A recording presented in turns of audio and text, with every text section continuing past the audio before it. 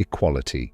We treat it like a sacred ideal, a shining myth that promises a fair world. But what if this ideal is built on a comfortable lie? What if, in the pursuit of equality, we are sacrificing excellence and truth on the altar of a woke agenda? Picture this: a brilliant young man, top of his class, burning with talent and drive. Every assignment he aces, every challenge he conquers, marks him as a star. Yet when it's time to award a prestigious scholarship, he watches in stunned silence as it goes to someone else. A person with half his qualifications, chosen to fulfill a diversity quota. In the office, he outperforms colleagues, innovates, delivers results only to be passed over for promotion by a less experienced peer selected to even the playing field. He is told, in effect, that his merit matters less than the checkboxes on a form. This isn't a dystopian fiction, it's happening around us. In classrooms and boardrooms, we see instances where women are promoted over academically stronger men, not due to superior performance, but to satisfy mandates of equality and appease the woke gods of diversity. Society applauds, assuring us this is progress. But to the overlooked man, and many like him, something feels deeply wrong. Why strive for excellence if excellence is penalized? Why pour your will into achieving something great if a faceless agenda can snatch it away for the sake of an abstract equality? These uncomfortable questions linger as we navigate a modern world obsessed with equality of outcome. Friedrich Nietzsche, iconoclastic philosopher with a fiery mustache and an even fierier pen, saw this coming more than a century ago. He diagnosed the ailment of modernity as a creeping herd morality. According to Nietzsche, what we call morality, and today our notion of enforced equality, is often a tool, a cunning fiction, crafted by the weak majority to shackle the strong few. Morality is just a fiction used by the herd of inferior human beings to hold back the few superior men, Nietzsche wrote. In other words, the masses create virtues that conveniently hamstring those with exceptional talent or strength. Think about that. A system of values that says being average and compliant is good, while being brilliant or assertive is problematic. Sound familiar? Today's climate, where top-performing men are sometimes derided as privileged or told to check their privilege, echoes Nietzsche's insight. The herd exalts equality, not necessarily because it's true or just, but because leveling the playing field keeps anyone from standing too tall. The nail that sticks up gets hammered down, a warning and a threat. Nietzsche illustrated this dynamic with a biting parable of lambs and birds of prey. The meek lambs, vulnerable to the predatory eagles, naturally resent their oppressors. There's nothing odd about lambs disliking birds of prey, he notes. But the lambs go further. They label the eagles evil for hunting them, and invent a morality where being meek is virtuous. These birds of prey are evil, whisper the lambs. So whatever is the opposite of a bird of prey, in other words, us, the lambs, must be good. It's a comforting thought for the lambs, and there's nothing wrong from their perspective. Except, Nietzsche wryly adds, the mighty eagles will hardly care. The eagles look down and shrug. We have nothing against these good lambs. In fact, nothing tastes better than a tender lamb, Nietzsche quips. The point of this dark parable: the weak condemn the strong not out of some higher truth, but out of self-preservation and resentment. They invert values, calling their own weakness good and the other's strength evil. This is the essence of herd morality. Now, cast this in today's terms. The modern herd, armed with keyboards and cancel culture, loves to declare certain people problematic, privileged, toxic. The brilliant young man in our story who dares to excel, who dares to stand out, may be subtly painted as part of the problem. Perhaps he needs to be taken down a peg to make way for those who, supposedly, couldn't reach his level because of historical injustice. The vocabulary is different, but the pattern is the same. The lambs still call the eagles evil and weave narratives to clip the eagle's wings. Nietzsche would not be surprised. He saw modern ideas of equalizing outcomes as a continuation of what he called slave morality, the morality of the downtrodden who, unable to physically overcome the strong, morally overcame them by declaring strength evil and weakness good. The woke culture's emphasis on equality at all costs. Nietzsche would likely call it Christian morality in secular disguise, the old ethic of pity and leveling, now wearing the language of social justice. As one commentator notes, if the emancipation of women means equality, it is clearly Nietzsche's view that this represents not a step up, but in fact a regressive decline and loss of power. Nietzsche believed that treating everyone as equal when they are plainly not, in talent, in drive, in character, was to deny life's natural hierarchy. It was a recipe for mediocrity, a triumph of the morality of the common man over the achievements of the exceptional. Heard today, these ideas sound provocative, even heretical, but look around. Do we not see a celebration of mediocrity in some realms? An environment where being outstanding can attract scorn instead of praise? Nietzsche's ghost chuckles in the corner, "I told you so." If Nietzsche diagnosed the sickness, he also offered a cure, albeit a harsh one. At the heart of his philosophy lies the concept of the will to power. This is not a will to political power in the mundane sense, but a will to growth, strength, and self-overcoming. It's the life force that drives a person to climb higher, to dominate their challenges, to impose their vision on the world. Every living thing, Nietzsche thought, is animated by this will, a restless, striving to expand and express one's strength.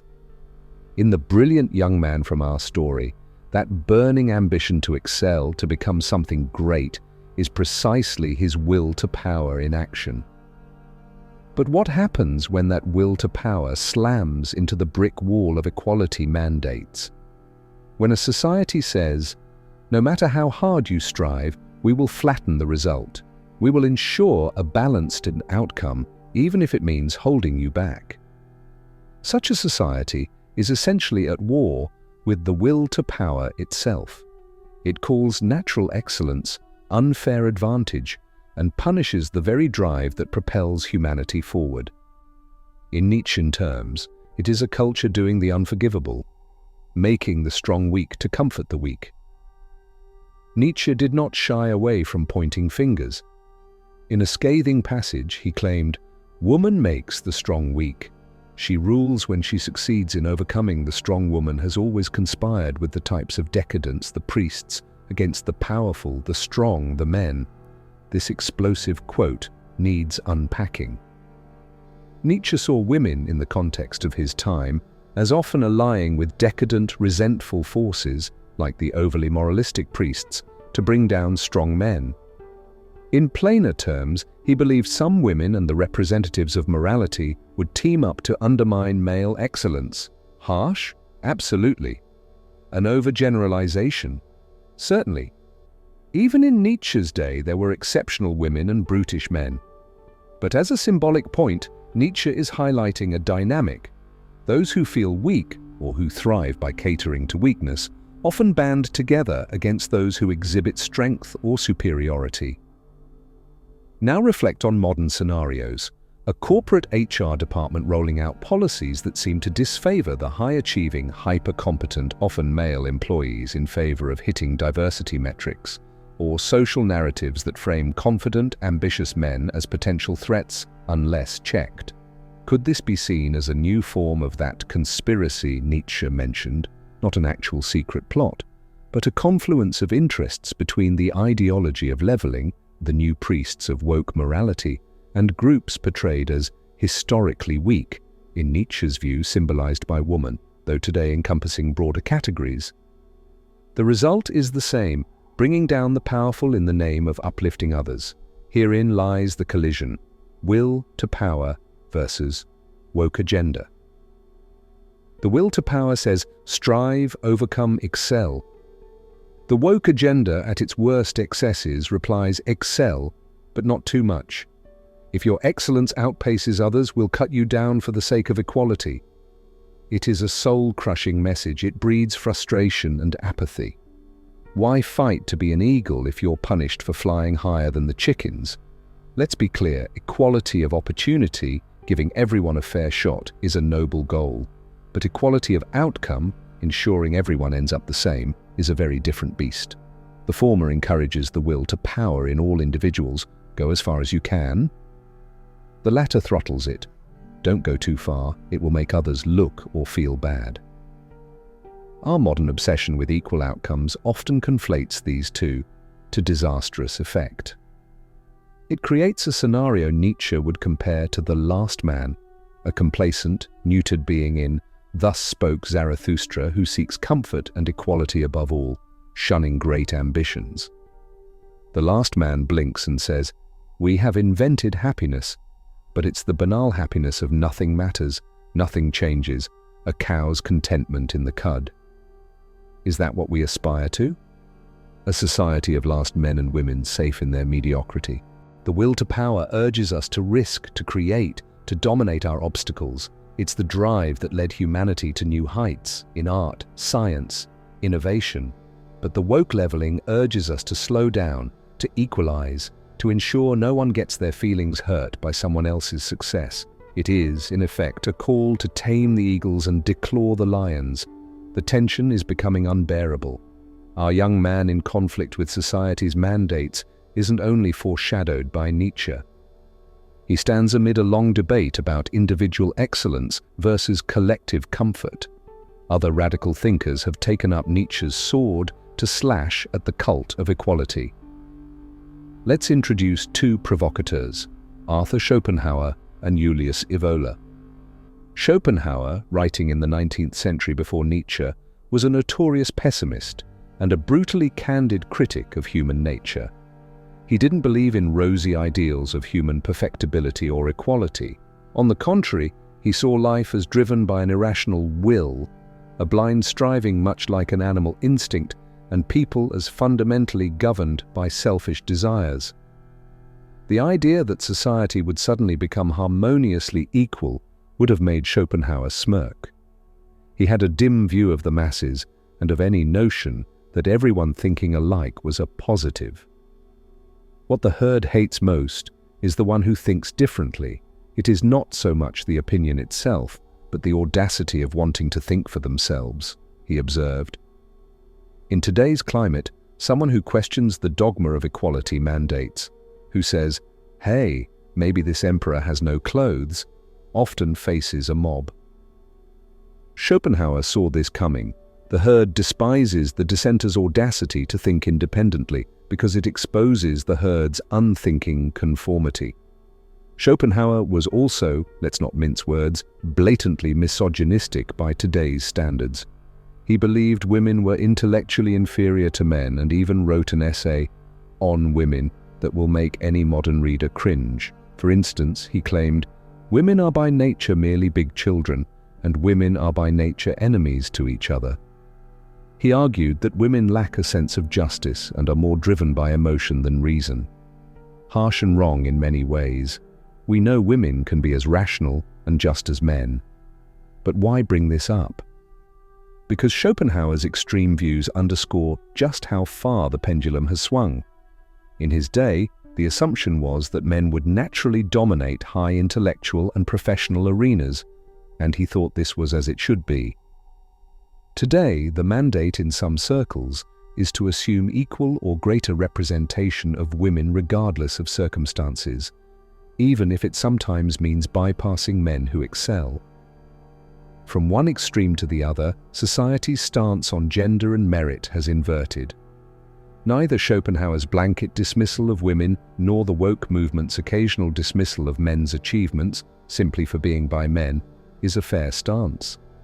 But understanding both extremes gives us context, a dialectic of history swinging wildly in search of balance. Now enter Julius Evola, a 20th century Italian philosopher who makes Nietzsche look tame and Schopenhauer look polite. Evola was an arch-reactionary, a man who idealized ancient aristocracies and traditional hierarchies. To Evola, the modern world's talk of equality was nothing short of civilizational poison. He unapologetically extolled the principle of human difference over equality. In fact, as one summary puts it, Evola's philosophy was a radical doctrine of anti-egalitarianism. He loathed liberalism and democracy because in his eyes, everything he revered, social castes, natural inequalities, and sacred privileges, was targeted by liberalism for reform or abolition. The modern egalitarian project was, for Evola, a war against nature and nobility. Evola's views on gender make Nietzsche's quip about women look almost courteous. Evola argued that just relations between the sexes required women to acknowledge their inequality with men. He even approvingly quoted Joseph de Maistre's shocking line, "Woman cannot be superior, except as woman, but from the moment in which she desires to emulate man, she is nothing but a monkey." Ouch. In Evola's eyes, a woman trying to be just like a man was grotesque, a loss of her true value.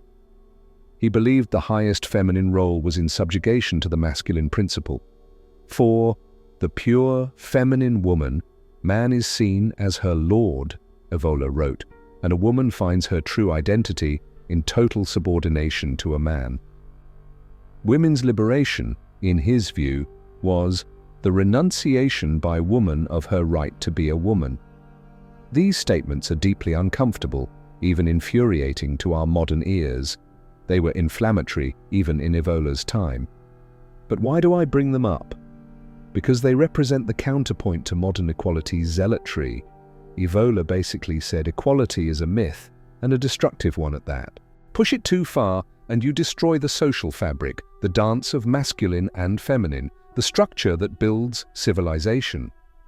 In his extreme way, Evola was hammering on a core idea. Nature is full of hierarchies and complementary inequalities. Ignore that, and society rots. Historian Goodrick Clark noted that Evola appeals to those who reject absolutely the leveling world of democracy, capitalism, multiracialism, and technology. Basically, people who are fed up with the modern push to make everyone uniform and safe.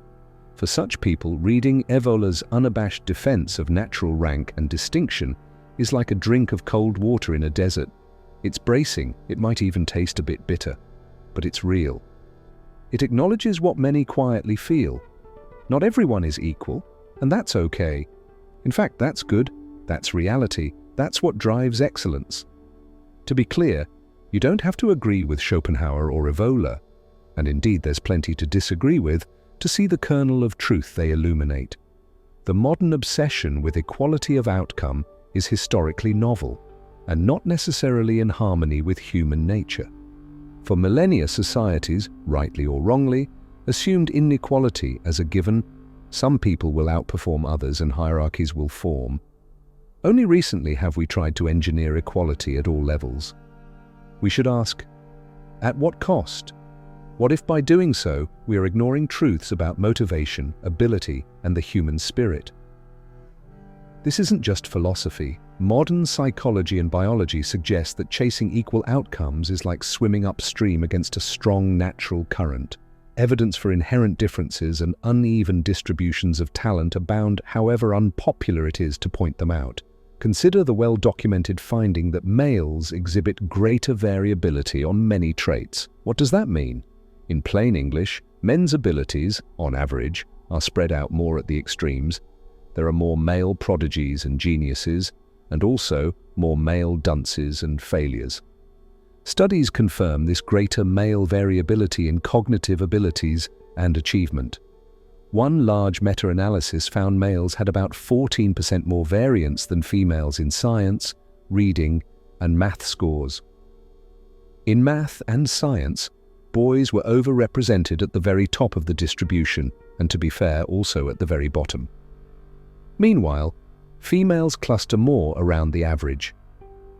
What does this translate to in the real world? At the highest levels of performance, you will often see more men than women, not necessarily because of sexism or the patriarchy, but because nature produces more outliers among men. The very best chess grandmasters, the fastest runners, the most brilliant mathematicians. These fields tend to be male-heavy because of this variability effect, not simply discrimination. This isn't a value judgment, it's a statistical observation, and it cuts both ways. The bottom of society, prisons, homelessness, school dropouts, is also disproportionately male. But our focus here is on the top, the innovators, the leaders, the game changers. If a society truly values merit and achievement, it must be okay with the fact that many of those at the apex will be men. Enforcing a 50-50 outcome in every domain means one thing: you are not selecting purely on merit. You are sidelining some high-performing men because they are men. That is just as unjust as sidelining someone because she's a woman. It replaces one form of bias with another. Also consider the so-called gender equality paradox in occupational choice. In the most gender-equal countries on Earth, think Scandinavia, men and women end up choosing more different career paths, not more similar. Women gravitate, on average, to people-oriented fields, medicine, education, psychology, while men gravitate to thing-oriented fields, engineering, IT, mechanics. This paradoxical pattern, greater equality of opportunity yielding greater divergence in outcomes, has been repeatedly observed.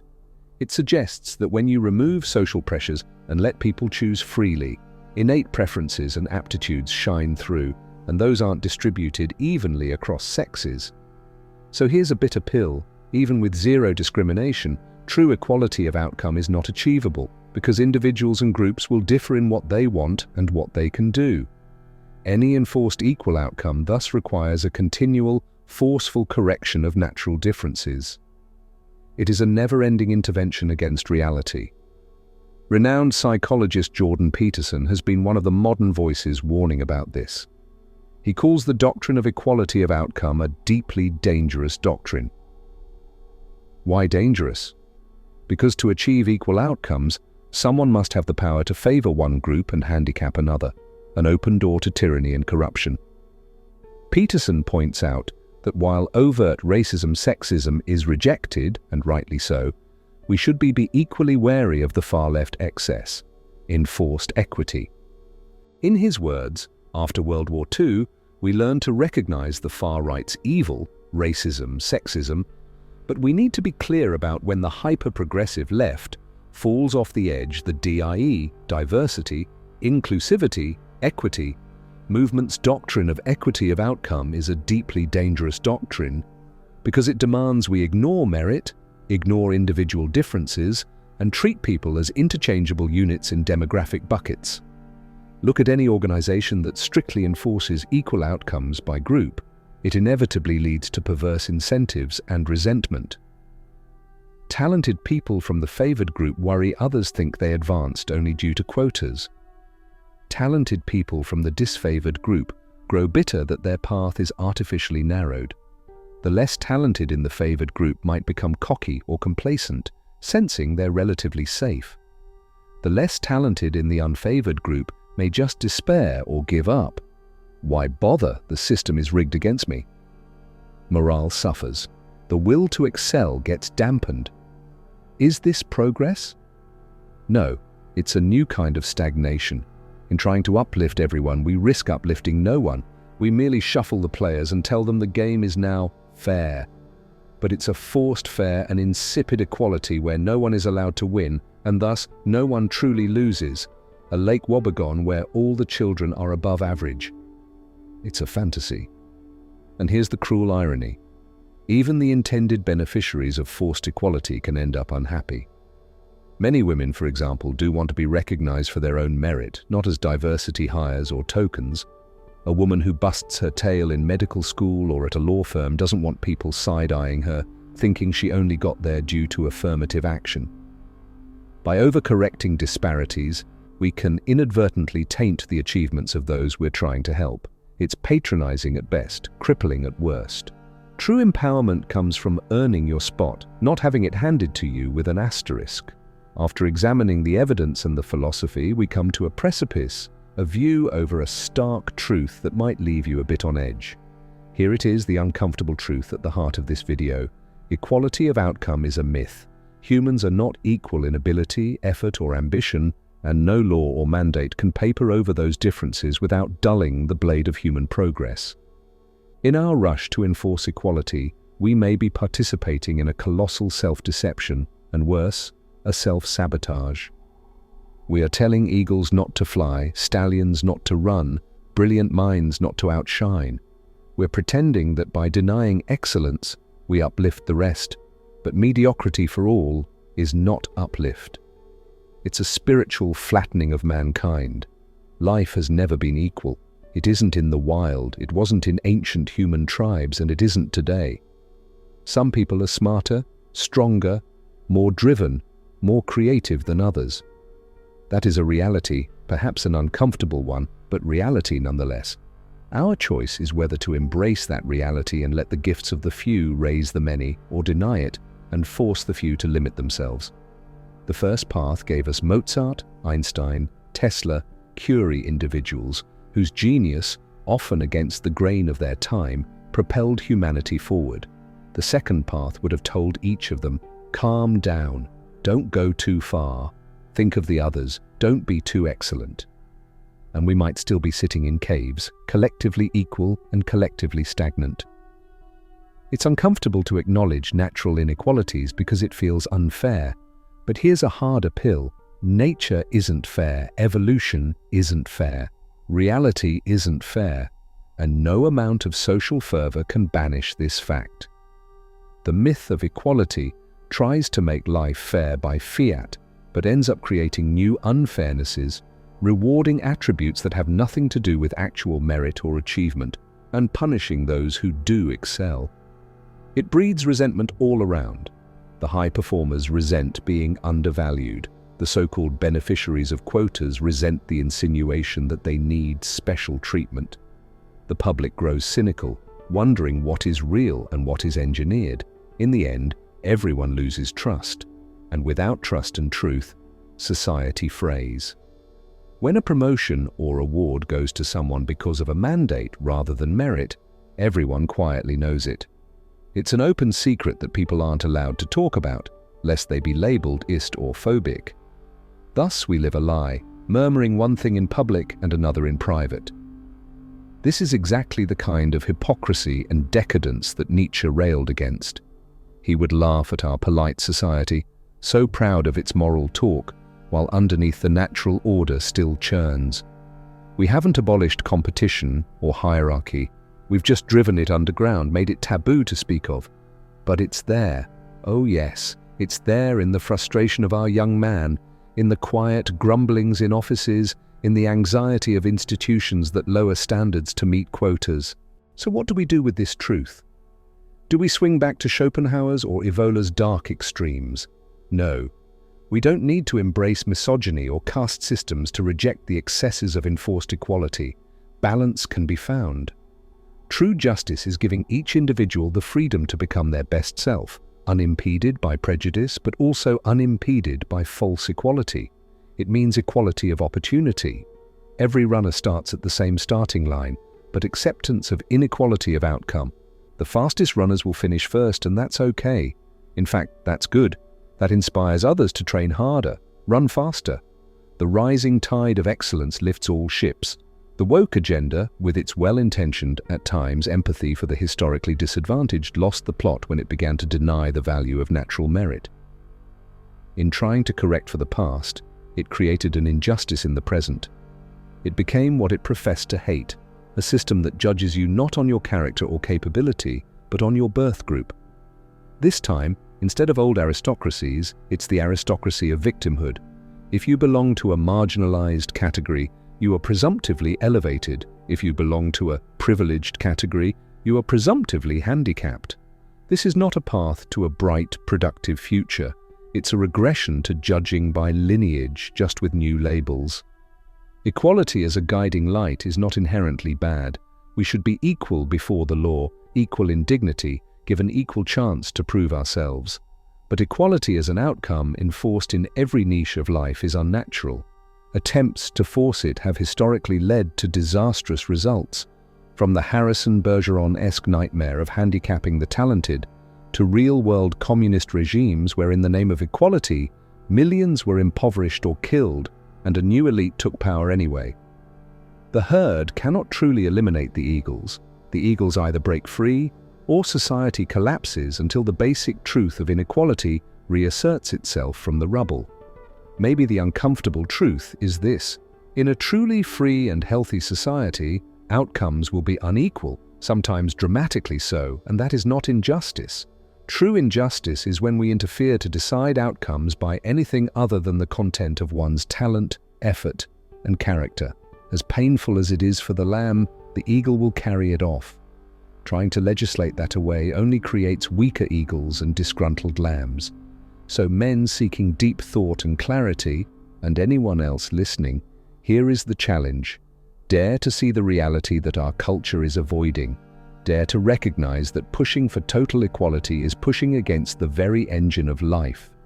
Nietzsche's will to power, that spark of greatness, lives in you. Will you dim it to appease the crowd?